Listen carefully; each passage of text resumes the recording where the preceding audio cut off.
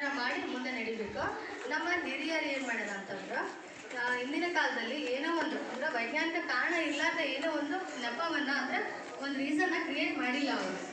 ಏನಪ್ಪ ಅಂದರೆ ನೀವು ಪ್ರತಿನಿತ್ಯ ಜೀವನದಲ್ಲಿ ಅಂದ್ರೆ ಕೇಳ್ತಿರ್ಬೋದು ಎಲ್ಲಿಗಾರ ಹೋಗ್ತಿರ್ತೀರಲ್ಲ, ಎಲ್ಲಿಗಾರ ಹೋಗ್ತಿರ್ತೀರಲ್ಲ ಟೀಚರ್ಸ್ ಅವರು ಎಲ್ಲಿಗಾರ ಹೋಗ್ಬೇಕಾರೆ ಬೆಕ್ಕ ಅಡ್ಡ ಹೋಗುತ್ತಾ ಅಂತ ಹೇಳ್ತಾರೆ.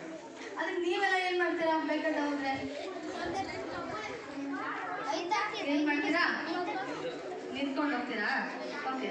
ಇಲ್ಲಾಂದ್ರೆ ಒಬ್ಬೊಬ್ರು ಏನು ಮಾಡ್ತಾರೆ ಮಾಡ್ತಾರೆ. ಬಟ್ ಅದಕ್ಕೆ ಎರಡು ಸೈಂಟಿಫಿಕ್ ರೀಸನ್ಸ್ ಇದಾವ. ಏನಪ್ಪ ಅಂದ್ರೆ ಇಂದಿನ ಕಾಲದಲ್ಲಿ ಅಂದ್ರೆ between medieval history I think ಅವಾಗ ನಾವು ಬೆಕ್ಕುಗಳನ್ನ ಏನು ಮಾಡ್ತಿದ್ವಿ, ಸಾಕು ಪ್ರಾಣಿಗಳಾಗಿ ಸಾಕ್ತಾ ಇದ್ದಿದ್ದಿಲ್ಲ, ಸಾಕು ಪ್ರಾಣಿಗಳಾಗಿ ಸಾಕ್ತೀವಿ.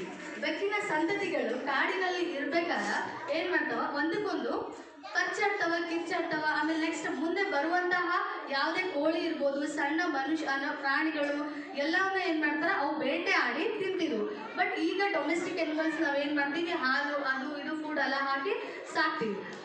ಮಾಡ್ಬೇಕಾರ ಮನುಷ್ಯರು ರಸ್ತೆಯಲ್ಲಿ ಹೋಗ್ಬೇಕಾರ ಒಂದು ಬೆಕ್ಕು ಅಡ್ಡ ಹೋಯ್ತು ಅಂದರೆ ಅವರು ಸ್ಟಾಪ್ ಮಾಡ್ತಿದ್ರು. ಬಿಕಾಸ್ ಏನಂದರೆ ಹಿಂದೆ ಅವು ಬೆಕ್ಕುಗಳ ಸಂತತಿ ಅಂದರೆ ಗುಂಪುಗಳಿದ್ದಾವ, ಅವೆಲ್ಲ ಪಾಸ್ ಆಗಲಿ, ಅವು ಡಿಸ್ಟರ್ಬ್ ಮಾಡೋದು ಬೇಡ ಅಂದ್ಕೊಂಡು ಸ್ವಲ್ಪ ಹೊತ್ತು ನಿಂತು ಪಾಸ್ ಆಗಿ ಆದಮೇಲೆ ಹೋಗ್ತಿದ್ವು.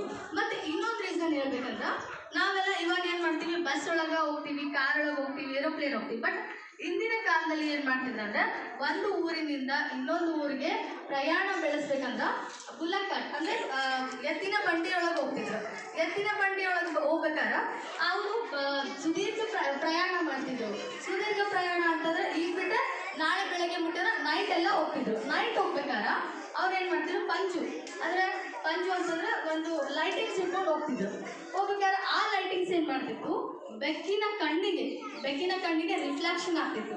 ಆ ರಿಫ್ಲೆಕ್ಷನ್ ಆಗಿ ತಿರ್ಗಾ ಎತ್ತಿನ ಕಣ್ಣಿಗೆ ಏನಾಗ್ತಿತ್ತು, ಒಂಥರ ರಿಫ್ಲೆಕ್ಷನ್ ಹೊಳಿತಿತ್ತು.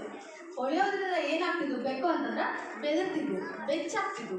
ಅವಾಗ ಅವರೆಲ್ಲ ಡಿಸ್ಟರ್ಬ್ ಆಗಬಾರ್ದು ಅನ್ನೋ ಸಂಬಂಧ ಅವ್ರು ಏನು ಮಾಡ್ತಿದ್ರು, ಅಲ್ಲೇ ನಿಂತುಕೊಂಡು ಅಂದರೆ ಅಲ್ಲೇ ಸ್ಟಾಪ್ ಮಾಡಿ ಅದನ್ನ ಪ್ರಯಾಣವನ್ನು ನೆಕ್ಸ್ಟ್ ಮುಂದುವರಿಸ್ತಿದ್ರು. ಅದಕ್ಕೆ ನಾವು ಯಾವುದೇ ಒಂದು ಕಾರಣ ಇರಲಾರ್ದೆ ವೈಜ್ಞಾನಿಕ ಸೂಕ್ಷ್ಮತೆಯನ್ನು ಅರ್ಥ ಮಾಡಿಕೊಂಡು ನೆಲೆಗಟ್ಟಿನನ್ನು ಅರ್ಥ ಮಾಡಿಕೊಂಡು ಮಾತ್ರ ನಾವು ಅಂದರೆ ಇವಾಗ ನಾವು ತಿಳ್ಕೋಬೇಕು. ಅದು ಇಷ್ಟೇ. Okay, thank you.